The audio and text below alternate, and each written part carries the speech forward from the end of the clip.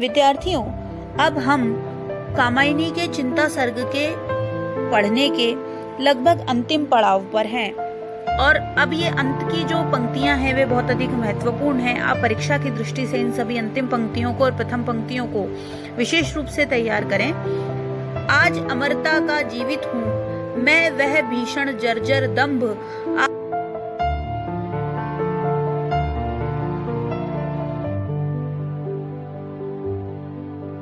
जर्जर माने बलहीन,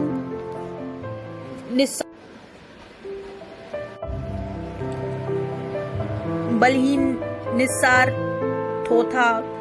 दंभ माने अहंकार, सर्ग माने सृष्टि, विष्कंभ माने नाटक का वह दृश्य जिसमें बीती हुई और आगामी पात्रों की सूचना किसी साधारण पात्र के द्वारा दी जाती है, तो विष्कंभ एक साधारण सा पात्र होता है। मनु अपनी देव जाति के अहम पर शोभ व्यक्त करते हुए कहते हैं कि मैं देवताओं के चूर्ण कर दिए भीषण अभिमान की निशानी हूँ, जिसके कारण सारी देव जाति नष्ट हो गई है। आज मैं उस व्यक्ति के समान संसार में सबसे पहले उत्पन्न होने वाली देव जाति के विनाश की सूचना दे रहा हूँ, जिस प्रकार नाटक के पहले ही अंक में कोई अतीत की घटनाओं को दोहराता है। भीषण जर्जर दंभ में रूपक अलंकार है।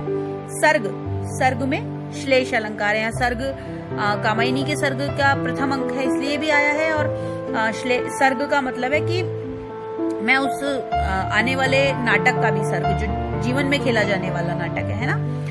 ओ जीवन की मरु मरीचिका, कायरता के अलस विषाद, अरे पुरातन अमृत अगतिमय, मोह मुग्ध जर्जर अवसाद। मरु मरीचिका माने मृग तृष्णा को कहते हैं। अलस विषाद माने आलस्य पूर्ण शोक। ये महत्वपूर्ण पंक्तियां हैं, इसको ध्यान कर लीजिएगा। पुरातन माने प्राचीन, अमृत माने अमर, प्रगतिमय माने बुरी दशा वाला, मोह मुग्ध माने मोहपूर्ण, जर्जर माने चूर्ण या निर्बल या हीन, अभी बताया था मैंने, अवसाद माने निराशा।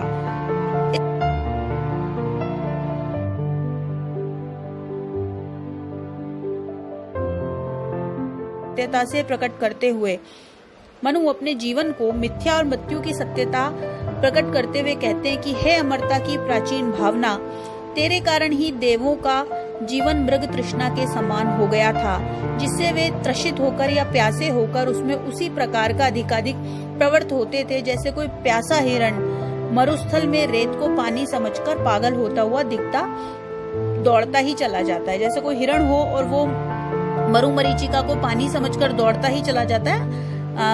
प्रकाश की वजह से रेगिस्तान में इस तरह की घटनाएं ज्यादा होती हैं। तो देवता भी इसी तरह से समझने लग गए थे, और तू ही असली कारण है ना।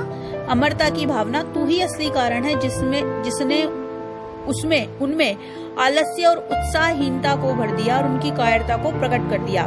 तेरे कारण ही उनकी प्रगति रुक गई, जिसके कारण वे अगतिमय होकर, मतलब निश्चिंत होकर, निष्क्रिय होकर,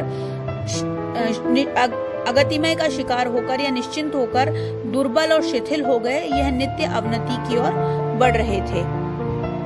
पुरातन अमृत, मरु मरीचिका, अलस विषाद, जर्जर अवसाद में रूपक अलंकार है। अमृत के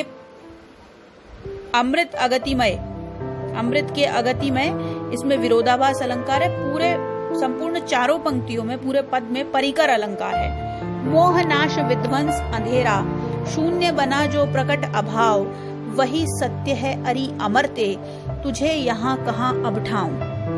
ये तो आप सभी जानते हैं कि पूरी कामायनी में मानवीकरण अलंकार है, और इस समय उसको अमरता बतलाया गया है। इसलिए अमरता चेतन भाव है, और उस पर अमरता अचेतन भाव है, और उस पर चेतन भाव होने की जो उस पर आरोप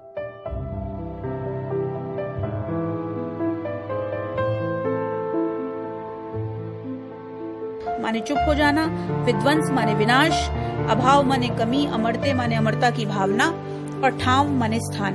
मनु देवताओं की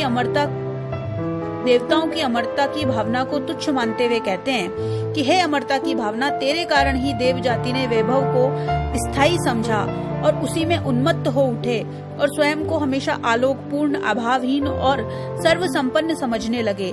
परंतु आज मैंने इस बात का प्रत्यक्ष अनुभव कर लिया है कि तेरे द्वारा उत्पन्न कोलाहल सत्य नहीं, वरन मौन सत्य है, नाश सत्य है, महानाश सत्य है। उनका वह आलोक सत्य नहीं था, अंधकार सत्य था। यहाँ क्या कहना चाह रहे हैं मनु कि और कुछ सत्य नहीं था वरन अंधकार सत्य था, है ना। उनकी भावहीनता सत्य नहीं थी वरन अभाव सत्य था। जो कुछ मनुष्य के पास है, जो आज शून्य बनकर सर्वत्र दिखाई दे रहा है, वह अभाव सत्य था। इसलिए अरि अमर्त्य, तेरे लिए यहाँ अब कोई स्थान नहीं है। मृत्यु अरि चिर निद्रे तेरा, अंक हिमानी सा शीतल। यहाँ मृत्यु को, भारतवर्ष इसीलिए महान है विद्यार्थियों, यह मृत्यु को उल्लास की तरह मनाया जाता है। यहाँ प्रसाद कह रहे हैं, मृत्यु अरि चिर निद्रे तेरा, अंक हिमानी सा शीतल।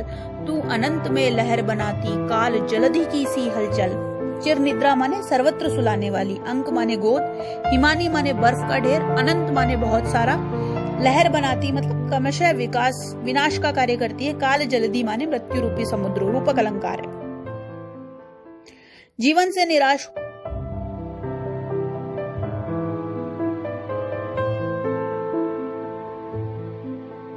है, तेरी गोद बर्फ के समान शीतल है, अर्थात वहाँ चिर शांति प्राप्त होती है।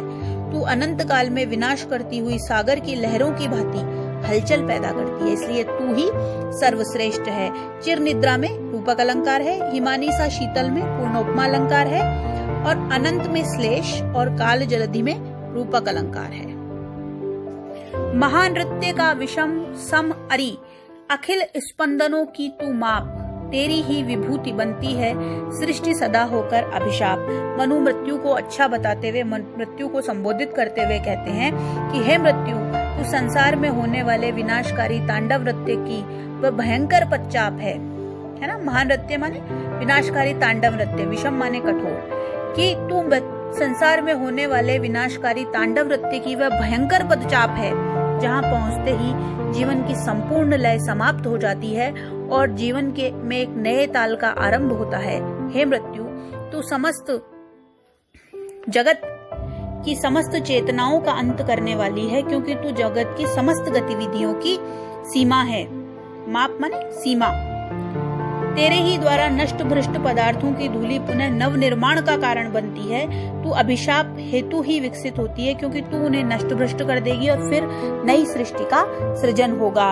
अंधकार के अट्टहासी मुखरित सतत चिरंतन सत्य, छिपी सृष्टि के कण कण में तू यह सुंदर रहस्य है नित्य। आगे मनु कहना चाह रहे हैं कि हे मृत्यु, तू संसार में होने वाले विनाशकारी तांडव नृत्य की वह भयंकर पदचाप होने के साथ साथ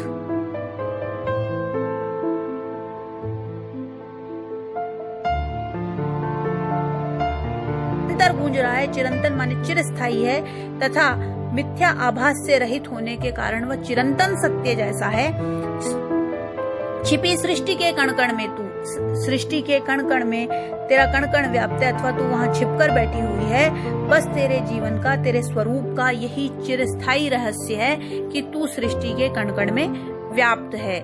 जीवन तेरा क्षुद्र अंश है, व्यक्त नील घनमाला में, सौदामिनी संधि सा सुंदर, क्षण भर रहा उजाला में। क्षुद्र माने तुच्छ, अंश माने भाग, व्यक्त माने प्रकट करना, नील घनमाला नीले बादलों की घटाएं, सौदामिनी माने बिजली, संधि माने दरार। मनु मृत्यु को संबोधित करते हुए, मृत्यु को अच्छा बताते हुए कहते हैं कि हे मृत्यु, इस संसार सागर का संपूर्ण जीवन तेरा एक लघु अंश है। वह तो नीली मेघमालाओं में व्यक्त होने वाले बिजली के संघर्षमय संधिकालीन चंचल प्रकाश की भांति तू क्षण भर अस्तित्व में रहती है, और फिर तू ही एक सत्य है। तू सृष्टि के कण कण में विद्यमान है, और तेरा जो अस्तित्व है वो इस संसार का सबसे सुंदर रहस्य है। पवन पी रहा शब्दों को, निर्जनता की उखड़ी सांस, टकराती थी दीन प्रतिध्वनि, बनी हिमशिलाओं के पास। पवन पी रहा माने शब्द वायु में विलीन हो रहे थे। निर्जनता की उखड़ी सांस, नीरवता समाप्त हो रही थी। दीन प्रतिध्वनि, विवशता से भरी हुई आवाज को कहते हैं। कवि कहता है कि मनु के मुख से निकले हुए शब्द पवन में समा रहे थे, फलस्वरूप वहां अब नीरवता, शांति खत्म हो रही थी, और मनु के शब्दों की वह ध्वनि हिमालय की बर्फीली चोटियों से टकरा टकरा कर खिन्नता और विवशता से भरी हुई प्रतिध्वनि के रूप में वापस उतर के आ रही थी, और वो हमें वो सभी को सुनाई।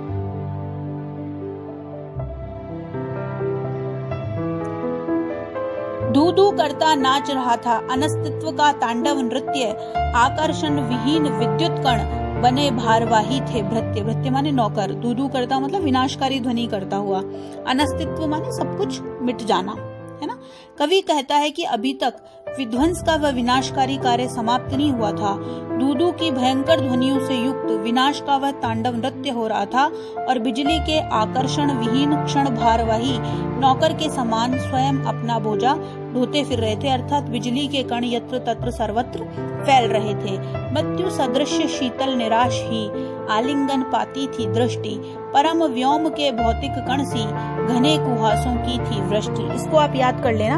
ये अंतिम 8 पंक्तियां कामायनी के चिंता सर्ग से हैं, जिसे हम बहुत ही अधिक महत्वपूर्ण रूप से हमें याद करना है, क्योंकि अंतिम पंक्तियां अक्सर परीक्षा में पूछी जा सकती हैं, है ना। तो शीतल, ठंडी, हृदयहीन, अवसाद जनित, आलिंगन पाती थी मतलब अनुभव होता था, परम व्योम माने महाकाश, भौतिक स्थूल, कुहासा माने कोहरा। कवि कहता है कि मनु की दृष्टि जिधर भी जाती थी उधर हृदयहीन मृत्यु जैसी निराशा उनका आलिंगन करती थी, परंतु अब वातावरण परिवर्तित होने लगा था। इस विस्तृत और व्यापक आकाश से पृथ्वी पर जल के स्थूल कणों की भांति कुहरे की वर्षा होने लगी थी। यहाँ उपमा अलंकार है और आलिंगन पाती थी दृष्टि में प्रयोजनवती शुद्धा लक्षण लक्षणा शब्द शक्ति है। अगला देखिए, वाष्प बना उड़ता जाता था या वह भीषण जल संघात, सौर चक्र में आवर्तन था प्रलय निशा का होता प्रात। वाष्प माने भाप, जल संघात माने जल राशि, सौर चक्र माने सूर्यमंडल, आवर्तन माने घुमाव या घूमना,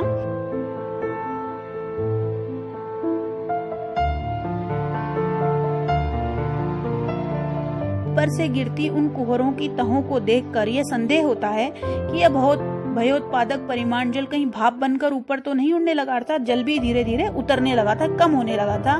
मंगल, चंद्र, सूर्य आदि उपग्रह अपनी पूर्व गति के अनुसार आकाश में चक्कर लगाने लगे थे। इस प्रकार उस प्रलय रूपी रात्रि का अंत और प्रभात का उदय हो रहा था। प्रलय होती निशा का होता प्रात में शुद्ध उपादान लक्षणा है। और इसी के साथ आज हम चिंता सर्ग की समाप्ति करते हैं। प्रश्न मैं आपको अलग से लिखवा दूंगी या मैं आपको प्रश्न लिख करके और भेज दूंगी और उत्तर भी मैं आपको खुद बता दूंगी, लेकिन आपको इस चिंता सर्ग को इन सारे वीडियोस को देख कर ढंग से तैयार करना है।